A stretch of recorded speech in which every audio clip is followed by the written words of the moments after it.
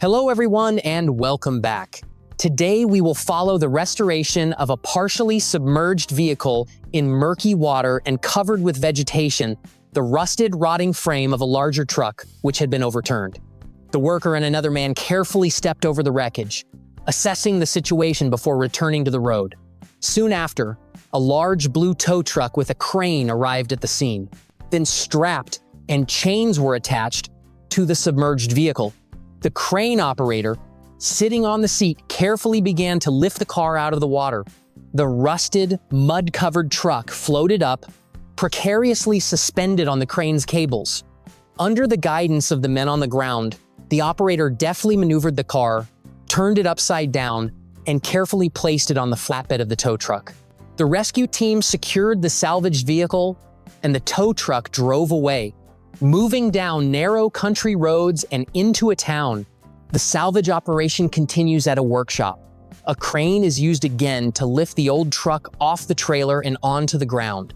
Two old men start picking up snails from the floor of the truck, collecting them in small red baskets. Then the mechanics get to work, pushing the truck into a better position. They inspect the extensive damage, from the shattered windshield and dented bodywork to the rusted undercarriage. Using power tools and blowtorches, they begin the painstaking process of disassembly, carefully separating the truck's bed from the chassis to begin the long journey of restoration.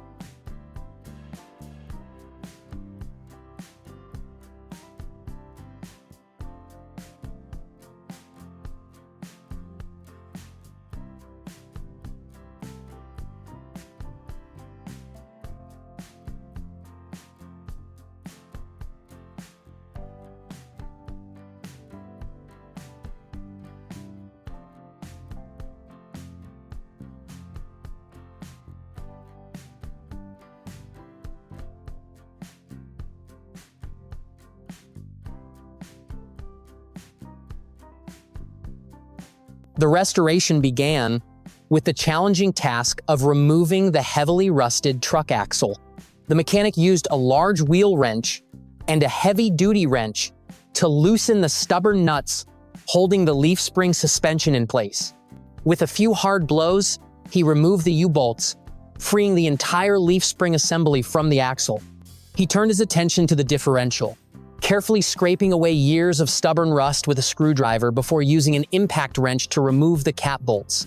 The disassembly continued as he removed the axles, pulling out long, greasy axles on each side. Once the axles were removed, he pried open the differential, revealing a thick, black, opaque interior filled with transmission oil. After carefully draining and scraping off the old oil, the focus turned to cleaning. Every part, axle housings, wheels, leaf springs, and differential gears, was thoroughly cleaned. An angle grinder removes the thick layer of rust from the surface, followed by a pressure washer to blast away any remaining dirt and grease. Each part is then hand-washed in a cleaning solution tray, ensuring every gear and bearing is spotless.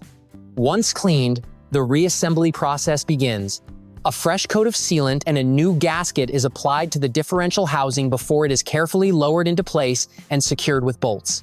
The hubs are reattached to the wheels, and in a final, precise step, the mechanic uses a blowtorch to weld a new brake line to the refurbished axle, completing the meticulous restoration.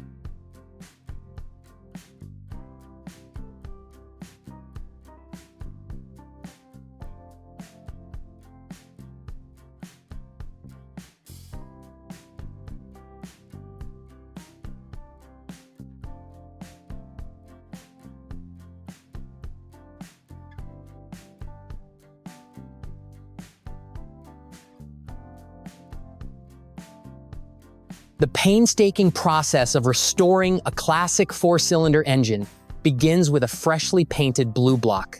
A mechanic carefully places the semicircular main bearing housings in the saddle, applying a generous amount of lubricating oil to the assembly. The heavy crankshaft is lowered into place, its polished journals resting on the greased bearings. The corresponding main caps are installed, and the bolts are tightened with an impact wrench, securing the engine core. The block is then turned over, exposing the hollow cylinders. Each piston is fitted with a newly lubricated ring and carefully guided into the cylinder bore with a ring press. A couple of wooden-handled taps ensure a perfect fit. Below, the connecting rod covers are installed and tightened, connecting the pistons to the crankshaft. Next, the camshaft, the engine's mechanical brain, is greased and skillfully slid into the block. The oil pump and its collector tube are installed, ensuring essential lubrication to the new parts.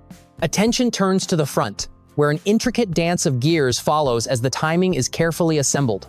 A new rear main seal is fitted to the red housing before bolting onto the gloss black oil pan, which is sealed with a new gasket machine. With the bottom end complete, the engine is ready. A new head gasket is placed on the floor, followed by the cylinder head. The valve train, including the pushrod and rocker arm assembly, is installed and meticulously tightened. Finally, the mechanic adjusts the valve clearances with a feeler gauge and wrench, ensuring perfect timing and performance. The overhaul is completed with the addition of a freshly painted water pump and other essential accessories, bringing the brilliant blue engine back to life.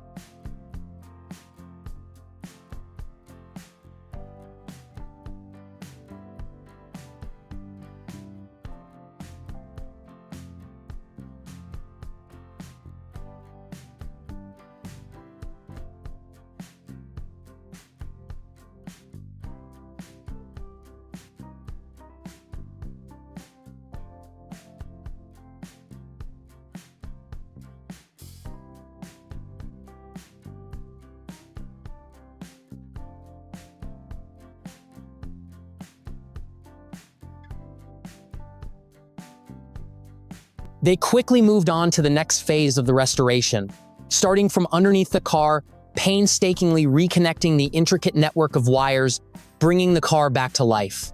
Inside the cabin, the reassembly process was painstaking and precise. The rear window was replaced using a clever technique that used tensioning wires, allowing the rubber gasket to slide into place without damage. Each interior detail was tackled in turn. The dashboard was cleaned, restored, and installed, followed by the instrument cluster, newly polished gear shift, refurbished glove box, and the entire handbrake system. Then attention turned to the exterior finishing touches. The team installed newly painted side mirrors, headlights, and bumpers, all meticulously aligned and reinforced to restore the car's original proportions. Finally, the bed, which had been severely corroded and weakened by rust, was painstakingly rebuilt. The corroded parts were cut away, replaced with precision welded panels, then smoothed and painted to a perfect finish. What started as a forgotten metal frame has now been reborn into a powerful machine, ready to hit the road. Thank you for following and accompanying us.